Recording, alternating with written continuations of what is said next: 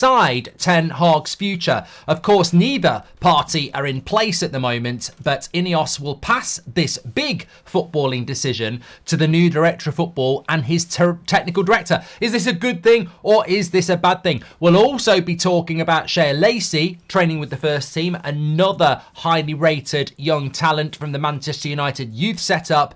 And we'll also be revealing a very interesting stat that has come out today around Rasmus, Mainu and Garnacho, and the future being very bright at Manchester United, which is actually something I think some of you have highlighted as a major reason that the press don't talk about, and I wonder why. Ten Hag's youth development at Manchester United has to be the most exciting we've had since the days of Sir Alex Ferguson. He really is proving to be a developer of youth, and we really are seeing the best pathway to the first team for exciting young talent we've seen in a very long time. Why does this not get mentioned by the likes of Gary Neville or the Manchester Evening News or Sky Sports? Why are they not talking about something that is absolutely fundamental to what this football club is? We are the only club by a very long way to have a youth product on our matchday squad since the 1930s. No other club in the Premier League comes anywhere near that date. It is hugely about what we are, the Busby Babes, the class of 92. We have a manager that actually understands that and has that DNA, and we're just happy to discard it. And yet we've had managers like Mourinho who just completely ignored it. Oh, we have to remember who we are. We're Manchester United, and I don't know for the life of me why we have voices who are supposedly Manchester United fans or experts talking about style of play, ignoring youth development, when we haven't had a style of play for 10 years and we haven't had youth development for 10 years. We've got youth development and people are talking about style of play. It's amazing. It's absolutely amazing. But look, we'll talk about that in a moment. Nice to be live with you. I didn't think I was going to be. I've been in Leeds today doing a bit of a shoot with people, and actually from that shoot there's something that's going to be very relevant around Newcastle and Dan Ashworth. So traffic was terrible getting back, but I am back and I am on doing a That's Football watch along at 8 o'clock. But I was like, I've got to go live with the United stand faithful, the goats. So here I am. Let him speak, Simon, says Ellie Carter. So the big story of the day really is coming in from ESPN. And it's coming in from Rob Dawson, who's been on the channel. He's been in many a Manchester United press conference in his time. And what he is basically saying is that Manchester United owners, Ineos, Sir Jim Ratcliffe and co, will designate the decision around the manager to the incoming director of football, Dan Ashworth, and the incoming technical director, Jason Wilcox. Very interesting news, considering neither party will actually be in place anytime soon. There's a number of updates which will bring you from this, but look, basically it says Sir Jim Ratcliffe and Ineos are not convinced by Ten Hag, but a decision will be delegated to the new leadership team, which is expected to be fronted by Dan Ashworth and Jason Wilcox. Despite reservations on Ten Hag, sources say one issue facing Manchester United is the lack of standout candidates out there to take over. Also, Man United coach Benny McCarthy is facing an uncertain future with his contract running out at the end of the season, and United are yet to offer a new deal. It's all very captivating. It's all very interesting. And I think that, look, if Ineos are not convinced about Erik Ten Hag, I'm not convinced on Ineos because I don't respect your football opinion. Oh, you can't say that, Mark. I bloody well can. Of course I can. I don't respect eggs, flour, cocoa powder and butter when they're just sat on the counter. I respect it when it's baked a fucking cake. And Ineos haven't baked nothing yet, so I don't respect the eggs the eggs and everything like that. Yes, you've got the ingredients. Go bake a fucking cake, because I don't respect what Ineos think about Erik Ten Hag. I've been watching Manchester United for the last however many years with you, and I know that Ten Hag, in my opinion, is making more progress behind the scenes and in front of the scenes than any other manager we've had. I really think we're on a pathway, and he's only had 2 years. Only had 2 years. Whereas Ineos apparently aren't convinced. Well, I'd love to sit you down and see what you're not convinced about, because let me guess, style of play? What you're talking about, style of play? We've had 60 injuries, mate. We've still got players that sacked Mourinho here. You're not convinced by a manager? Maybe give him the fucking tools to do the fucking job. You know? So, you know, Ineos can put it out there or they can be misquoted, but I don't respect you're not convinced. I'm not convinced by your Nice project. I'm not convinced by the stories that you think Gareth Southgate's the man for Man United or Graham Potter. Yes, you own the club. That's quite a big reason for us to listen to you, but I'm not convinced by your opinion being right. So, you know, these journalists can keep putting these stories out. Ineos aren't convinced about this. Ineos aren't convinced about that. What about the real people that matter? You, the fans. They're meant to be convincing us, not us being convinced by them. Convince us that you know what you're bloody on about. You're not convinced by Ten Hag. Why aren't you convinced by Ten Hag?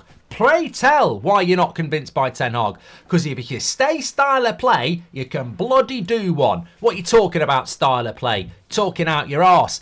And also, who are you going to replace him with? Southgate? Bloody hell.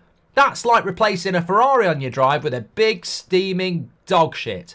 Absolutely bad opinion. But look, of course, joke aside, I've had a long drive. I've been stuck in static traffic for an hour, looking at the backside of a bloody bus, and a boring bus. It was light blue. But honestly, this is becoming an everyday occurrence, an everyday conversation. And at some point, Manchester United fans need to grow a bloody backbone and stop lapping up the water and asking what it is. Because it could be piss. Why is it this fan base that's been so vocal for the last 10 years about Ten Hag, not Ten Hag, Glazers out, protests. Glazers are still here. Glazers still own all of the club. Ineos only own 25%. No one's got a clue what their bloody plan is. And everyone's just gone quiet. Well, Ineos aren't convinced they might sack the manager. You've got to give them time. You've got to trust them. You've got to, we've got to give them time. Hold on a minute. Who owns the club? The Glazers own the club. How much do they owe? 50%. How much does Ineos own? 25%. What's their success in football? None. They're not there for us to just sit there and go, wonder what they're going to do. Grow a bloody backbone and start having a bit of a voice. I just don't get what their credibility is to start saying, allowing stuff like they like Southgate, allowing stuff like they're not convinced about Ten Hag. I don't mind if somebody's not convinced about Ten Hag. Some of you are not convinced by Ten Hag, but you tell us why. Oh, the results. I mean, I'm baffled by why Ineos are not happy with Ten Hag. Because literally last week, Laurie Whitwell said they were. And Fabrizio Romano said they were. Why are they not happy with... You can't just be the owner of Manchester United and put out and allow vague statements to go out about not being convinced by Ten Hag. Somebody just said you should get stuck in a bloody traffic jam more often. You're talking straight facts. Well, I was talking static facts because I wasn't bloody moving there. But look, I don't mind the new owners sacking Ten Hag. I don't want it to happen. But please present a set of facts as to why you're doing it and a better pathway to success. Because, as I've said many a time, if you're getting rid of Ten Hag because of style of play, you fell into the Neville trap. And Gary Neville doesn't even know he's in the same trap. Talking about, too many chances being conceded, embarrassing football, we're terrible out of possession. He said it 3 years ago about his mate Ollie. He doesn't even remember. Don't listen to people like that. They're stuck on the bloody hamster wheel and they don't even know it. Style of play, you're talking nonsense. You're talking absolute nonsense. What you need to look at is last season. What you need to look at is the amount of injuries. What you need to look at is Eddie Howe last season. What you need to look at is where they are. Man United and Newcastle are on a parallel universe here. Dan Ashworth should be fucking telling them this. He's been at Newcastle all year. Newcastle last year, like us last year, had a fantastic season. Newcastle this year, like us this year, have had a crap season because we've been decimated by injury and fatigue. Are they going to sack Eddie Howe? They bloody better not. Are we going to sack Ten Hag? Well, we're thinking about it because we're not convinced. Come on, turn your head on. You're not a bloody fan on Twitter. It's not like getting a new bloody dog for Christmas. Show a bit of loyalty. Show a bit of time. Show a bit of patience. Give him a proper fucking summer. I genuinely think that's the right thing to do. However, the article does go on to say that two things really. One, it will be left to Ashworth and Wilcox to decide. Good. This is good news. I do not want Sir David Brailsford or Sir Jim Radcliffe making a decision on the manager. I want them to delegate it to the director of football, the technical director, the CEO, of course. I don't want too many cooks spoiling the broth. You know, it's not an orgy. It's a one-on-one or a threesome, but it's not a free-for-all. And I don't want that. There's as with an orgy, we don't want too many cocks getting involved. And I don't want that to happen because we've got Blanc, we've got Brailsford, we've got Sir Jim, we've got Barella, we've got Ashworth, we've got Wilcox. You don't want too many getting involved. So, look, these decisions should be left to the footballing side of things. Of course they should. But it also says there is a concern about the lack of options. Look, I will say this because we're almost getting to that point now. It will not stop. Ineos will not stop it. They will not allow this story around Ten Hag's future to just be resolved, which I think is weak leadership, actually. And I think they need to learn that they're not managing Nice, they're not managing a cycling club, and they're not part managing a Formula One car. You're managing Manchester United. You know, we couldn't give a toss about what your leggings look like. I'm talking about the cycling shorts. We couldn't give a toss about what petrol you use, Formula One car. And we couldn't give a toss about what the French league's like. It's shit. What we care about is Manchester United. And you need to learn very, very quickly at Manchester United, the vultures are at the door. They're always circling. You can't leave a fellow employee out in the garden with a wound because the vultures will keep attacking. You've got to bring them inside or finish the job yourself. And Ineos at the moment seem to be stuck between doing one or the other. We're Manchester United. You got to lead from the front with your PR. You got to get your message out there. You can't just leave it. I genuinely think at the moment they're not handling it well. And I said it a couple of weeks ago. This is weak leadership in my mind. You are literally allowing Ten Hag to take the blame and absorb it all. And, you know, the longer you allow that to happen, you show yourself as weak leaders because everybody knows, even the Ten Hag outers know it's not all Ten Hag's fault. He's just being hung out to dry at the moment, and I think that's not very fair. It's more pressure on a team where we need to finish sixth. And I you know what? Some strong leadership now could lead to a galvanising of that team. And regardless of whether Ten Hag's here or not, I don't want to play in the Conference League next year. I want to see us in the Europa League minimum, and we should have some strong leadership at the top to do this. We really, really should. Eduardo makes a great point. It reminds me of the Van Gaal era, he didn't survive. Yeah, he's just being hung out to dry. But the big difference is, in the Van Gaal era, that would be like having Ancelotti available. When Van Gaal was in charge, we had Mourinho waiting. And at that time, Mourinho was still hot. A hot manager, right? We don't have that at the moment. Southgate. That would be like sacking Van Gaal for Sam Allardyce. You know, we don't have that Mourinho waiting in the wings. That's the big problem. But I will say this now. If they're thinking about getting Ten Hag and they go anywhere else other than Nagelsmann, they fucked up big time. And I'm not convinced Nagelsmann. I wouldn't take Nagelsmann over Ten Hag. I'd still give Ten Hag another year because I think that the manager market next summer is going to be very interesting already. Ancelotti's leaving Real Madrid next summer, so he's available if he doesn't retire. Klopp will be available next summer, so maybe Real Madrid go for him, which means Alonso will be available next summer. You know, straight away, Klopp, Alonso, Ancelotti will be available next summer. That's a better summer market than this one. I'm not saying we'd get Klopp, of course we wouldn't. But if Klopp goes Real Madrid, Alonso can't go Real Madrid. So Alonso's available, Ancelotti's available, and that's what we know of at the moment. You know, who knows what could happen next year? So I just think keeping Ten Hag is a very good idea. But I suppose the big point is, and I'll go through some of your comments now. The big point is, do you feel comfortable with Dan Ashworth and Jason Wilcox making the decision on Erik Ten Hag when they're not even here? My problem is, I probably trust you to make a decision on Ten Hag more than I would Wilcox and Ashworth because they're not here. Which leads me to believe that you've got to give him the summer, because if Wilcox and Ashworth come in and they've not been here and they walk in and go, no, get rid of him, you've not even been here.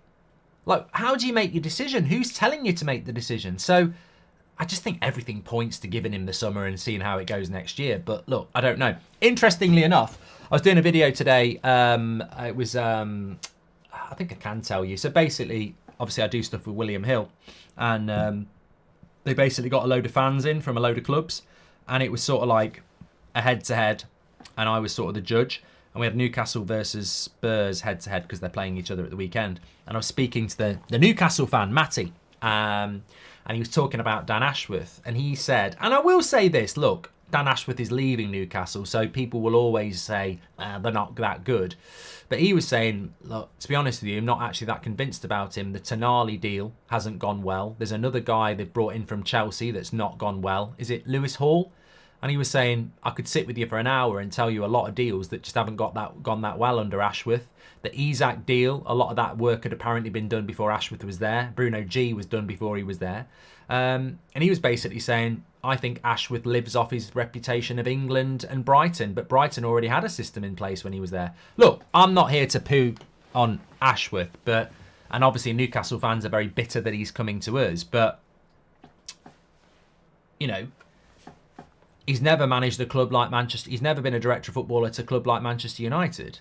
He did a very good job at England. He did a very good job at Brighton. Newcastle, you know, I presume he'd done a good job. But this is the guy that's going to decide on Erik ten Hag. Is it too big for him? You know, I don't know. We'll have to wait and see. I personally think Dan Ashworth's an exciting appointment. But, you know, the longer he's not in place, I think the more damage it does to him as well. We want to get moving, and people become impatient and they start looking at stuff.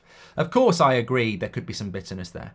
Patrick Lynch says, Ineos are making football decisions, but finances will dictate what decisions are made. Unfortunately for us, the Glazers are controlling that. It will majorly impact who's the next manager, says Patrick.